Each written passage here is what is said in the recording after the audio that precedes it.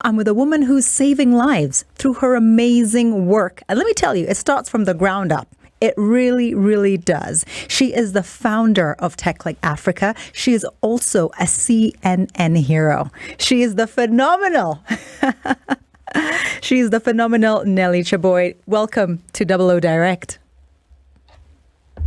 Thank you for having me. What an intro.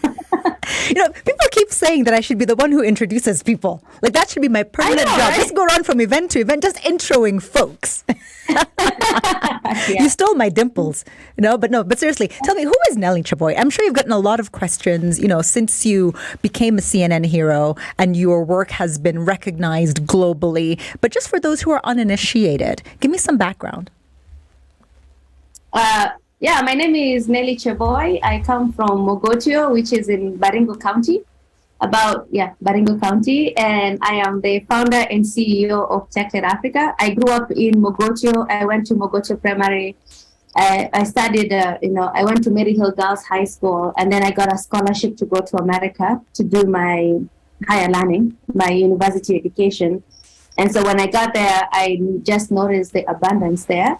And also, I noticed just how much advanced the tech space is over there, particularly that people were working remotely. They didn't have to work in the office. So I realized that, hey, if I can teach our people remote work, then they could actually, go for those jobs. They can hustle for those jobs and work remotely. And that's what inspired Techlit Africa. I've been following you now closely, and I wanted to have you on Double O Direct months ago. But I knew there'd be a perfect opportunity. And when the United Nations unveiled this International Women's Day theme, which is digital technology and innovation for gender equality, I said, this is now where I'm going to get Nelly. And then it tells me, but Nikombali sana, I'm so far. I'm like, but see, we are digital. Exactly what you've been preaching right now, which is remote access, right? So first and foremost, what does International Women's Day mean to you? I think it just means like taking that day and celebrating and just realizing actually how far we have come and just how much we have to go. There's so much work that needs to be done. And the thing with technology is that it accelerates everything. So when we have inequalities in the real world, because whatever we are seeing online, whatever we are seeing on the internet, is just a reflection of our own societies. For example, we are seeing that women tend to be more bullied online than men, right? So I think with technology, it just tends to accelerate everything in terms of all the ugliness in our society. And so it's a day to just look back and see how much we still have to go and how much we need to get, because technology is not going anywhere. So we need to get more people online. We need to make our digital spaces safe for our women and for our children as well. Giving me background on Techlit Africa and the process of starting such an organization, especially like most people in the middle of nowhere. In what? Is it in Baringo County? Well, it's not nowhere anymore. It's somewhere. Exactly. Right now, it's an epicenter of development, and for learning, digital learning. I think it really. I have had such a high sense of purpose just because of the way I grew up. I grew up in poverty. I slept on the floor for, I think, all my 18 years. Right, and I often went to study in verandas because we did not have kerosene. When they one second, yeah, sorry. Is that like Bill Gates? Is that like Bill Gates texting you? I wish. Right. So I grew up really struggling, and mostly I grew up inspired by my mom, who worked really hard to educate my sisters and I. And was she a single parent? Single parent. So I have 3 sisters, 4 of us in that little Mabati. That's a lot of estrogen. That's a lot of estrogen in a small space. Yes. Right. And so I think for me, I was really inspired by her, just seeing how hardworking she was. And for me, it was mostly the disconnect, because they're telling you in school that if you work hard, everything is simplistic in primary school. Like, work hard, things are going to work out for you. And I'm looking at my mom, she's working really hard, but we're still struggling with food. We're still struggling with just a stable home. And so I've always thought about strategic solutions towards poverty. And so when I came across, the digital space and the technology space, I realized, you know what, actually, it's very easy because to teach these people these things, because all you need is a computer, which is a very simple infrastructure compared to like helping people start businesses or fixing our roads or fixing our banking system, people can get loans. And so for me, like what is really inspired by Techlit Africa and what we're trying to do is a sustainable aspect in that we are going into schools, we are going into existing schools, and we are teaching kids, building websites, personal branding, all this technical stuff, and it's part and parcel of their schooling. They're growing up with this thing, and so they're exposed with it for 8 years. And the coolest part is that this is in remote areas. New Shago, like we have no interest in the cities. Like this is very, very hard to reach area. That's where we are going. And so when you think about it, it's very, very simple and very, very sustainable in that we're doing it as part and parcel of schooling. The kids are already there. The computers are very easy to get. And then on top of that, we ask the parents to cover the cost, the ongoing cost. So one school costs us 40,000 Kenya shillings. This is the cost of paying the teachers, repairing the computers, even buying spirits to wipe the keyboards down, even buying Wi-Fi routers. And so that 40,000 Kenya shillings a month, instead of going back to like fundraising from donors every single month, we are mobilizing the parents and the community. Hey, changa yako 100 bob per month. Because they've seen the benefits. They've seen that there's an actual tangible resource. They've seen the benefits. They've seen the tangible resource, and they're seeing the enlightenment and the education that their children are getting. And that is such a sustainable model, Nelly. Nelly, let me tell you. It's so sustainable because here's the thing: is like it's very hard. People keep thinking. When I tell them that they need to contribute something, like even if it's 100 shillings a month. Anasema tafuta mzungu. So unajua na wazungu. People think like that, like the parents, this is their kids, and we're only asking them to contribute 100 shillings. If we go to an MCA and ask them to give us 40K every month, they may give it to us for 1 month or 2 months, but then the project dies. Yes. But when the parents are owning it, when the school is owning it, then we can guarantee that the computers get to the community. They are creating jobs because we are hiring our local youth, and they're empowering thousands of kids without needing to going back to the streets and fundraising. Changa, saidia rent, saidia walimu, Yes. And so for me, everything that I do has to be sustainable because I've seen just how hard we work. As Kenyans, we work really hard just by design. But you see that most of the hard work we do doesn't go anywhere. And so I always think about what are ways I can disrupt these systems, or I can build sustainable systems that actually, continue run forever. What is how many schools have you currently impacted as Techlit Africa? So right now we are in 15 schools. Okay. Right now we are in 15 schools. We are in Baringo, Nakuru County, and then we are also in almost Kilifi County, so like at the border of Mombasa County and Kilifi County. What are some we are open. What are some of your current needs?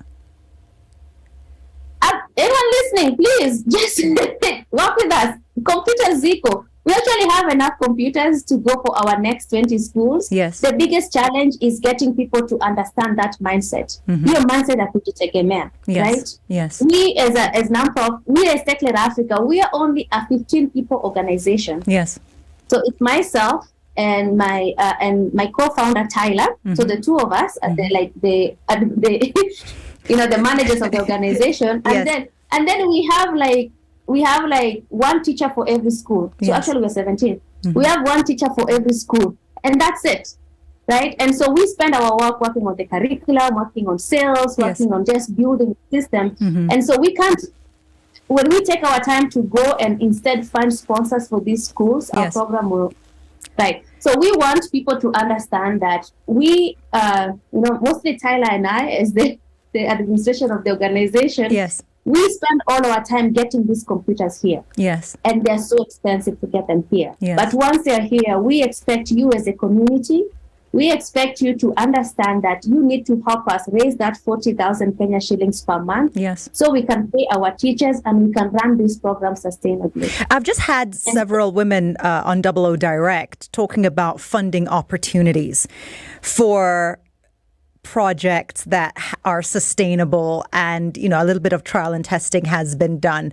Google have some, Visa have some. I know a couple of other organizations that have them.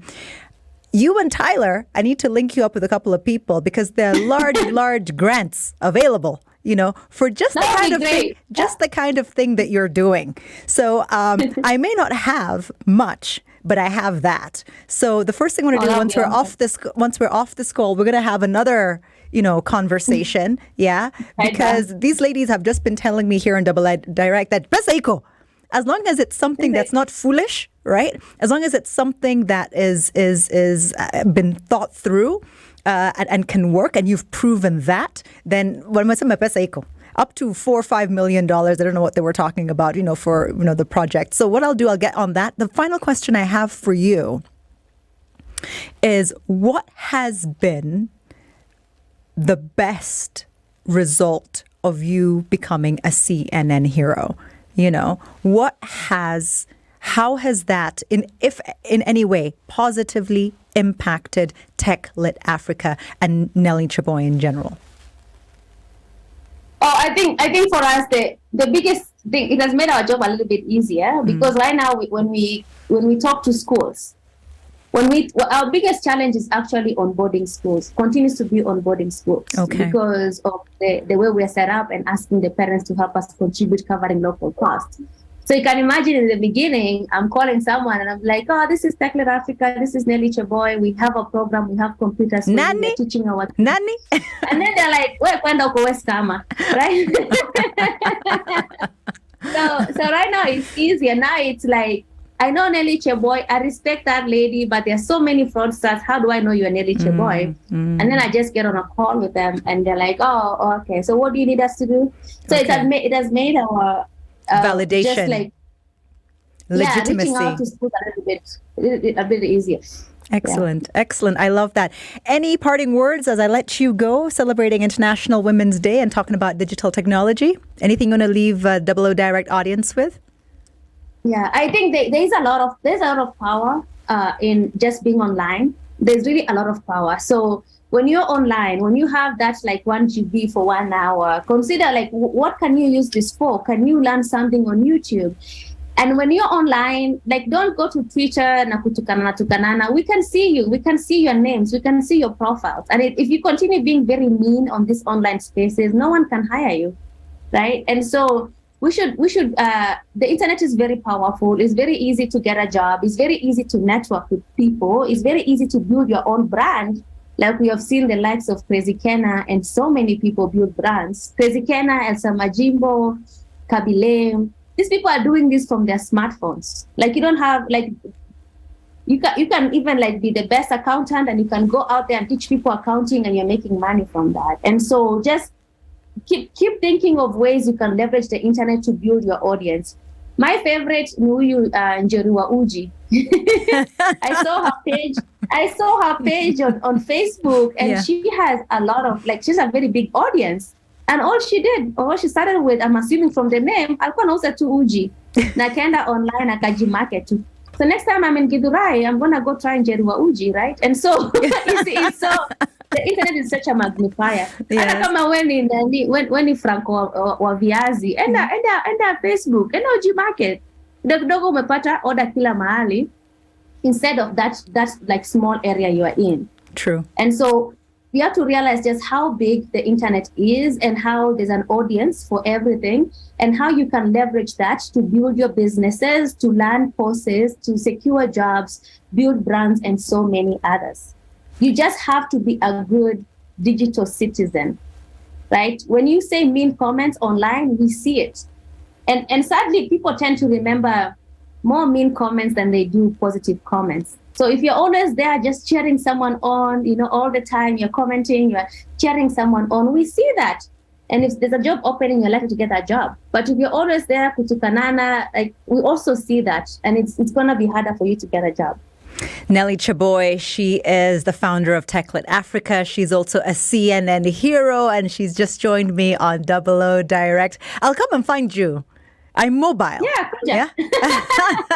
I'm going to come find you. So don't think that you're going to be there, Kijijini, forever. All right? I'm going to find you wherever you are. Thank you so much. Have yourself a phenomenal weekend. Okay. Thank you for having me.